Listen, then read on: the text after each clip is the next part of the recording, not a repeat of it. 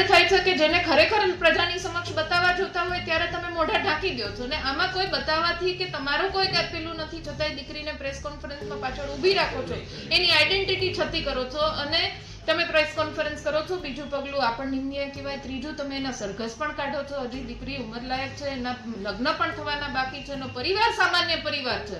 એટલે તમે કઈ દિશામાં લઈ જઈ રહ્યા છો? તમે જે નબળા પરિવારો હોય, જે પરિવારને માંથી કોઈ બોલી ન શકતું હોય, કોઈના છેડા ક્યાંય ન અડતા હોય, એટલે એની ઉપર તમે જોર જબરદસ્તી કરીને મોટા મોટા ગુનેગારોને તમે છાવરી લ્યો છો ને પ્રજામાં મેસેજ દો છો કે સરઘસ કાઢીને અમારી પોલીસ ખૂબ સારું કામ કરી રહી છે, તો ખૂબ નિંદનીય છે. અમારો કોઈ જવાબ દેવાનો થતો નથી. કેસ બની ગયો છે, એમાં આ પોલીસની મેટર છે.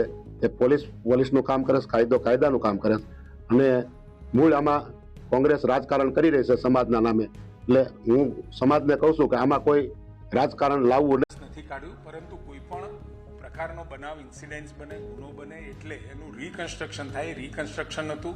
તમે કદાચ જોયું હશે તો પોલીસ અથવા તો આરોપીઓ જે અત્યારે નોંધવામાં આવ્યા છે, ક્યાંય તમને એવી બોડી લેંગ્વેજ પણ જોવા નહીં મળે કે એમના ઉપર ક્યાંય બળજબરી થઈ હોય, અત્યાચાર થયો હોય, પરંતુ ઘટનાનું પુનઃ કેવી રીતે થઈ એનું રિકન્સ્ટ્રક્શન હતું. ષડયંત્રની અંદર આરોપી તરીકે એક બહેનનો પણ સમાવેશ થાય છે.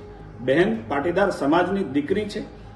ભારતીય જનતા પાર્ટી તરીકે અમે દીકરીની મર્યાદાને સંપૂર્ણપણે જવાબદારીપૂર્વક સમજીએ છીએ.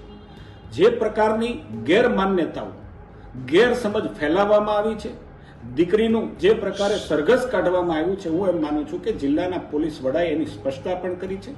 સમાજના આગેવાનો અને ભારતીય જનતા પાર્ટીના આગેવાનો પણ દીકરીના પરિવારની સાથે સતત સંપર્કમાં છે. પરંતુ મારી કેટલાક લોકોને બે હાથ જોડીને વિનંતી છે કે કૌશિકભાઈ વેકરિયા પણ સૌરાષ્ટ્ર પાટીદાર સમાજના છે, તાલુકા પંચાયતના અધ્યક્ષ પણ પાટીદાર સમાજના છે, અને બેન પણ પાટીદાર સમાજની છે. પાટીદાર સમાજની વચ્ચે આપણે જુદાપણું કરી કે એમની વચ્ચે વૈમનસ્ય સમાજની વચ્ચે ફેલાવાના કેટલાક પ્રયાસો જે થઈ રહ્યા છે, હું એમ માનું છું કે આ ગંદી રાજનીતિથી બચવું.